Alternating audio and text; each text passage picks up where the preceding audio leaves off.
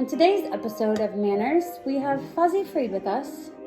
He has his napkin very perfectly placed. And today we are working on keeping our elbows off the table and making sure that our teeth do not clang on the fork.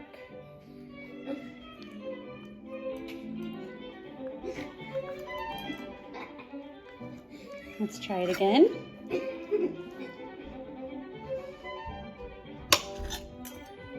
We always want to wear our best fur, keep our hair combed nicely, napkin placement just right, elbows off the table, very careful cutting of the meat, and no clanging of the teeth.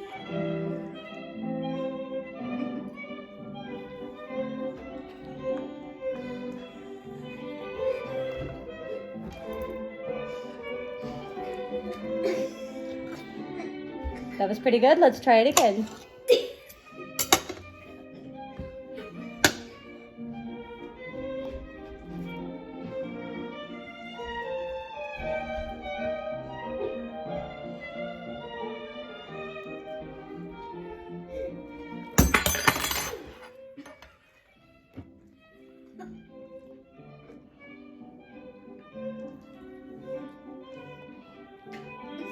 Sip, don't slurp.